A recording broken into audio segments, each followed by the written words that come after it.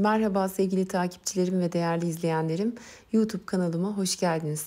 Bugün sizlere çıtır çıtır, yumuşamayan, herkesin kolaylıkla açabileceği bir hamurla burma baklava tarifim var. Tarifime ilk önce hamurumu hazırlayarak başlıyorum.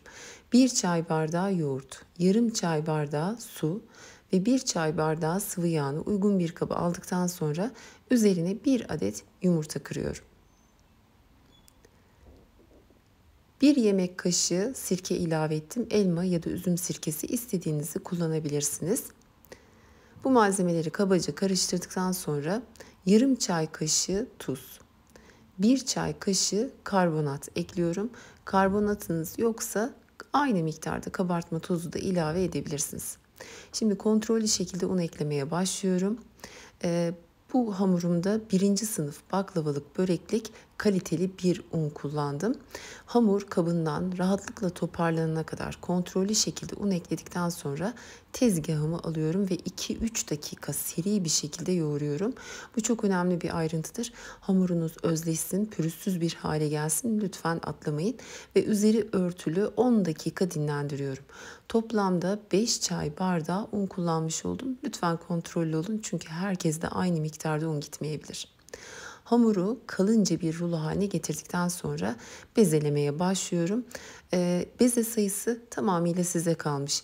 Ne kadar büyüklükte açabileceğinizi düşünüyorsanız o kadar beze yapabilirsiniz. Gramajla çalışmak isterseniz her bir bezemin ağırlığını da 55 gram olarak ayarlamaya çalıştım. Bilginiz olsun.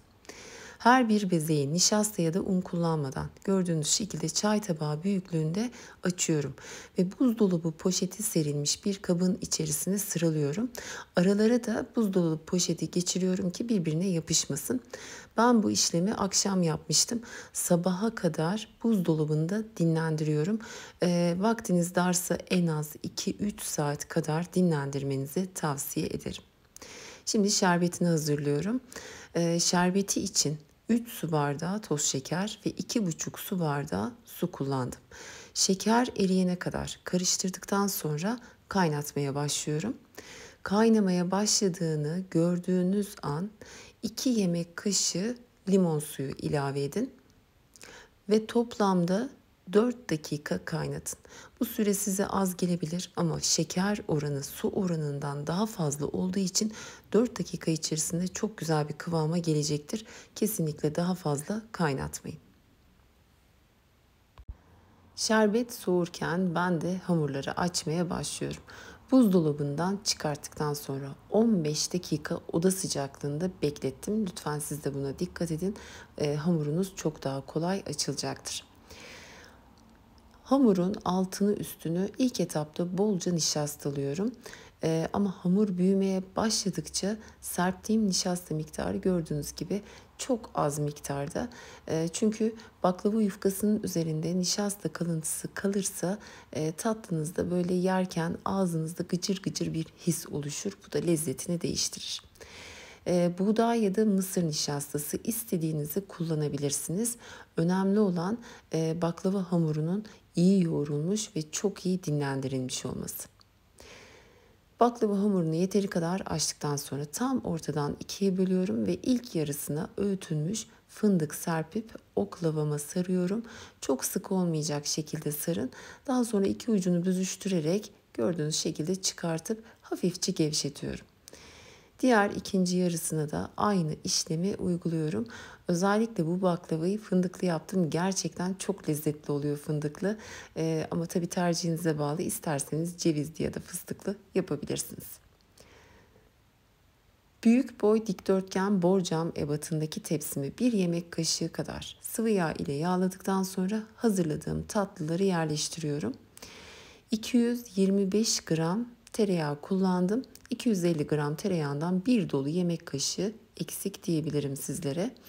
Tereyağını yakmadan eritip üzerinde biriken köpüğü de alıyorum. Ve tereyağının ilk sıcaklığı çıktıktan sonra tatlımın üzerine döküyorum.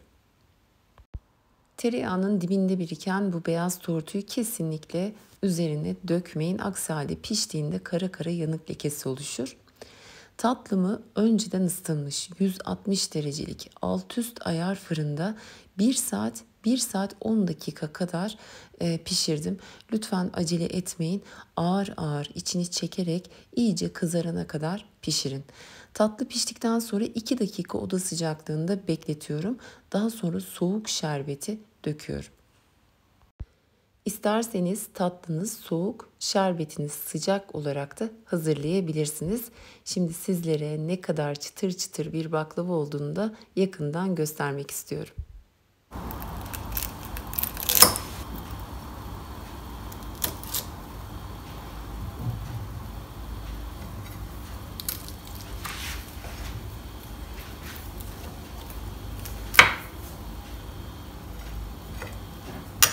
Umarım sizler de denersiniz, beğenirsiniz. Deneyecek olanlara da şimdiden afiyetler olsun.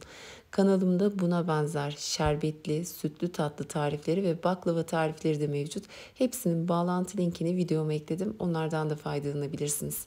Tarifimle ilgili sorularınız olursa da bana yorumlar kısmından ulaşabilirsiniz.